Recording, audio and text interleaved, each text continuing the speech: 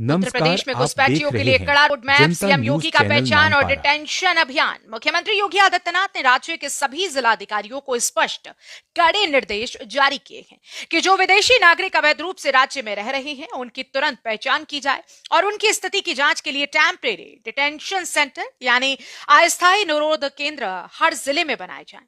मुख्यमंत्री का यह आदेश सिर्फ एक प्रशासनिक कार्यवाही नहीं बल्कि एक सुरक्षा और राष्ट्रीय एकता का अल्टीमेटम है। उनकी घोषणा में साफ कहा गया है कि अवैध रह रहे विदेशी नागरिकों को कोई राहत नहीं दी जाएगी। पहचान होते ही उन्हें उनके मूल देश भेजने की तैयारी शुरू कर दी जाए। ये कदम उस वक्त सामने आया जब प्रदेश में अवैध प्रवासन और इन्फ्लेटेडर्स को लेकर सार्वजनिक और राजनीतिक तनाव बढ़ रहा है। सीएम योगी ने अधिकारियों को यह साफ निर्देश दिया है कि कानून व्यवस्था, राष्ट्रीय सुरक्षा और सामाजिक सौहार्द को सर्वोच्च प्राथमिकता दी जाए। उनके अनुसार कोई भी अवैध गतिविधि बर्दाश्त नहीं की जाएगी। उनकी योजना बेहद संगठित और केंद्रित नजर आती है। हर जिला प्रशासन अपने स्तर पर ऐसे विदेशी नागरिकों की पहचान करेगा, उनकी नागरिकता, दस्तावेजों और निवास की गहन जांच करेगा और जो पाए गए हैं वे अवैध हैं उन्हें अस्थायी निरोध केंद्रों में रखा जाएगा जब तक कि उनकी जांच और वेरिफिकेशन पूरी नहीं होती।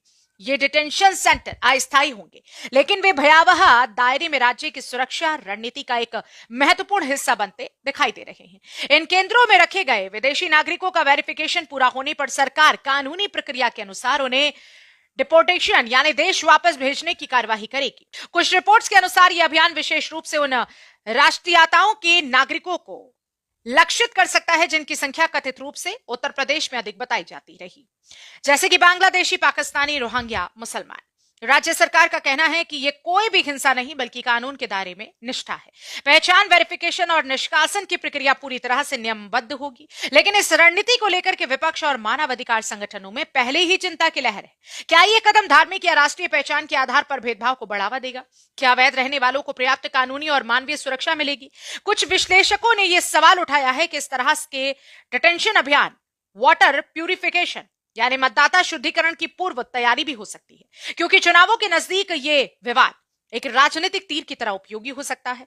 उन्होंने यह भी इंगित किया है कि यह नीति ऐसे समय में सामने आई है जब केंद्र और राज्य दोनों जगह घुसपैठियों पर चर्चा तीव्र हो रही है। केंद्र की इस योजना को लागू करना आसान नहीं होगा। हर जिले में अस्थायी डिटेंशन केंद्र स्थापित करना, उनमें विदेशी नागरिकों को गणना, उनकी पहचान और वेरिफिकेशन करना और फिर उनकी सुरक्षित डिपोर्टेशन सुनिश्चित करना, यह एक बड़ा प्रशासनिक कदम है।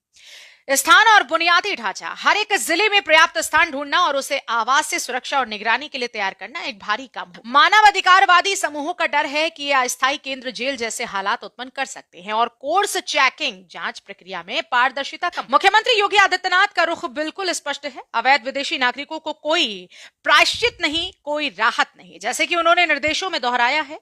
उनके स्टाफ और जिला प्रशासन को यह संदेश देना है कि राज्य निहित स्वार्थों, राष्ट्रीय सुरक्षा और सामाजिक संतुलन को बनाए रखना चाहता है और इसमें किसी को इमरजेंसी ब्रेक नहीं दिया जाएगा। उनकी रणनीति न केवल निर्वासन की प्रक्रिया को तेज करेगी बल्कि एक व्यापक डिटेंशन और पहचान ढांचे को भी वैधानिक रूप दे रही है, जहां विदेशी नागरिकों की गैर कानूनी उपस्थिति को राज्य की नजर में एक गंभीर चुनौती माना गया है।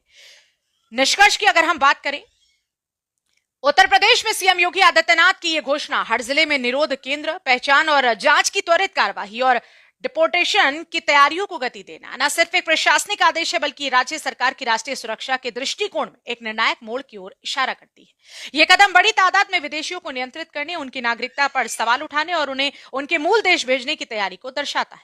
हालांकि इस नीति के क्रियान्वयन में चिंताएं भी स्पष्ट है। क्या मानव अधिकारों की रक्षा होगी? क्या कानूनी गारंटी और पारदर्शिता बनी रहेगी? और क्या यह सब राजनीतिक इच्छा का प्रतिबिंब न हो बल्कि जनहित का है? वार्निंग मैसेज, ये एक संदिग्ध और असाधारण नीति मोर्चा हो सकता है जिसमें बहुत बड़ी मानवीय और कानूनी जटिलताएं छिपी हैं। यदि आप स्वयं या आपके जानने वाले ऐसे किसी घुसपैठिए स्टेटस वाले व्यक्ति को जानते हैं तो उन्हें उनकी कानूनी स्थिति की पूरी जानकारी लेने, वकील की सलाह लेने और मानवाधिकार संगठनों से संपर्क करने की सख्त सलाह दी जाती है। इस तरह की कार्यवाहियां सिर्फ